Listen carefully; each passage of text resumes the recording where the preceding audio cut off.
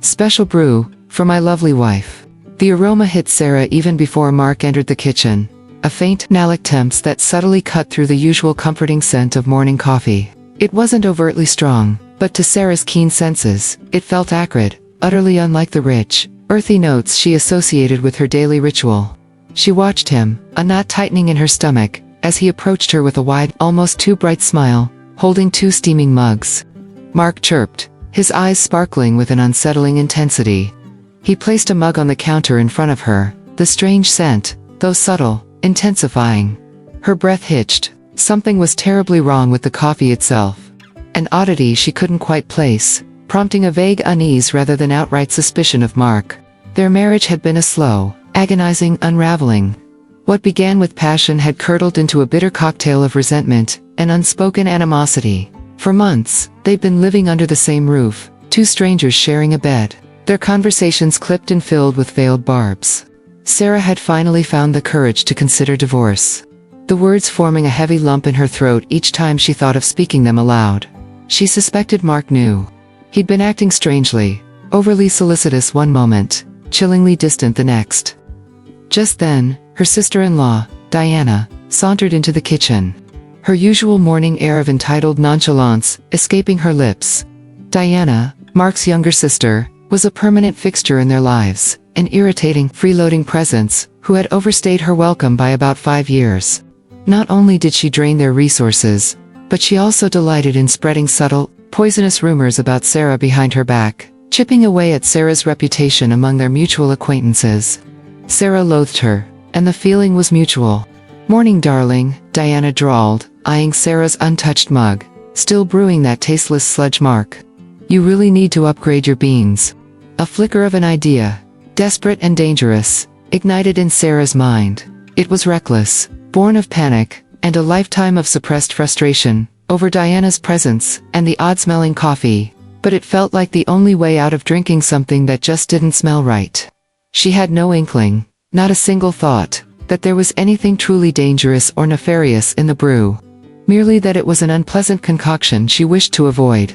As Mark turned to retrieve something from the fridge, Sarah's hand shot out. With a swift, almost imperceptible movement, she swapped her mug with Diana's. Her heart hammered against her ribs, a frantic drumbeat of guilt, an illicit thrill over her petty act. Diana, oblivious, reached for her usual cup, now Sarah's intended target, and took a long noisy gulp.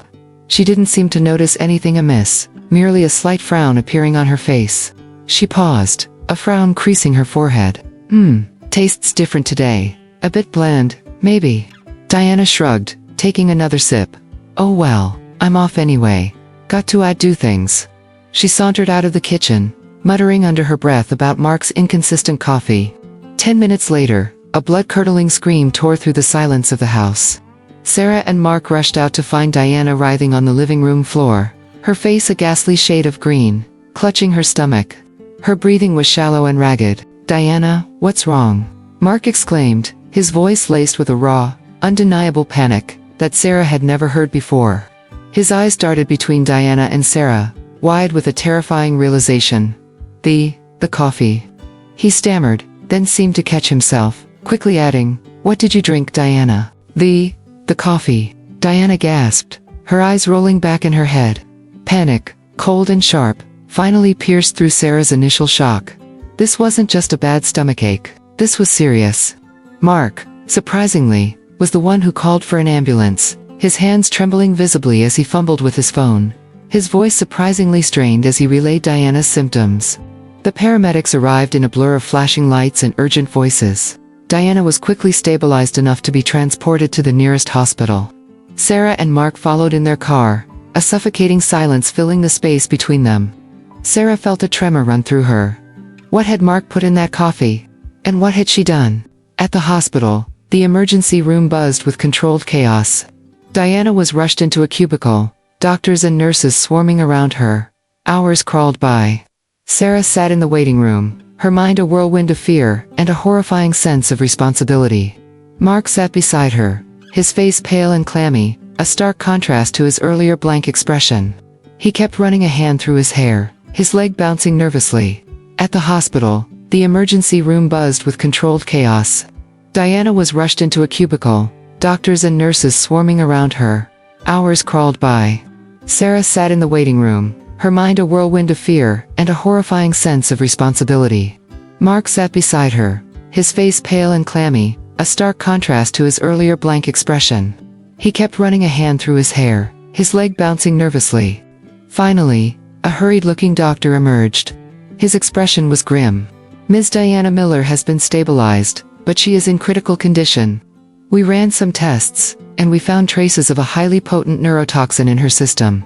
It appears she was poisoned." The words hung in the air, heavy and damning. Sarah felt the blood drain from her face. Poison. Her eyes involuntarily flickered to Mark, who now looked genuinely terrified. "Poison," Mark repeated, his voice barely a whisper, a stark shift from his earlier feigned shock. That's impossible." He swallowed hard, his gaze flickering away from Sarah. The doctor's gaze narrowed. "The police have been notified. This is now a criminal investigation." The arrival of Detective Miller and Sergeant Chen shattered any remaining pretense of normalcy.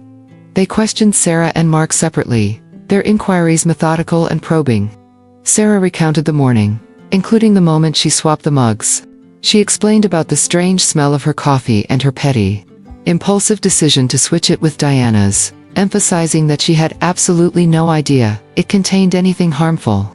She felt a profound sense of shame and terror. Diana was a nuisance, but she hadn't wished death upon her. The police investigation quickly honed in on the coffee. The remaining brew in the pot, the mugs, everything was taken for forensic analysis. A search warrant was executed for their house. Sarah watched, numb, as officers meticulously combed through their home, collecting samples. Days turned into a suffocating week. Diana remained in a coma, her condition touch and go. The police continued their interrogations. Sarah could feel their suspicion mounting, particularly towards Mark. They seemed to have an uncanny ability to connect dots she hadn't even realized existed. Then came the bombshell. Detective Miller called Sarah in for another interview. His voice was grave. "Mrs. Miller, we've uncovered some disturbing information. Your husband, Mark, recently took out a substantial life insurance policy on you. A very large one. And we've found evidence that your marriage has been under significant strain. You were, in fact, contemplating divorce, weren't you?" Sarah's breath caught in her throat. The walls of the interrogation room seemed to close in. The pieces clicked into place with horrifying clarity.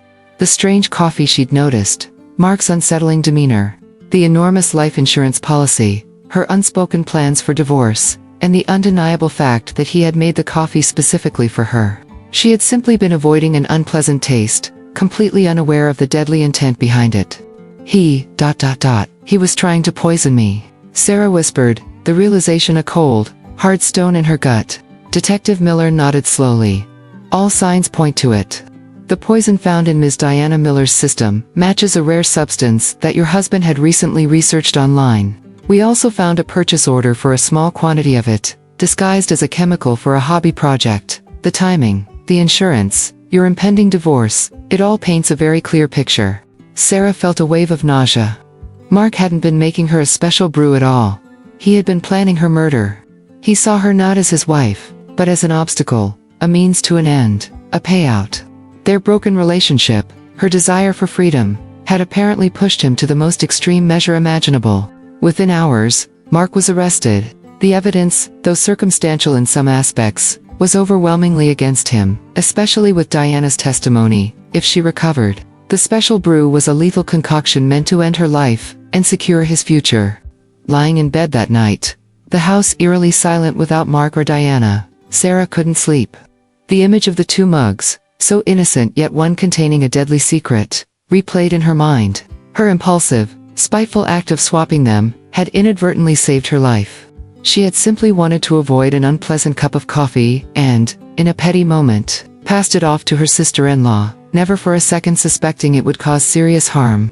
Instead, she had uncovered a meticulously planned, cold-blooded attempt on her own life. The bitterness of betrayal settled deep in Sarah's soul, a stark reminder of her narrow escape.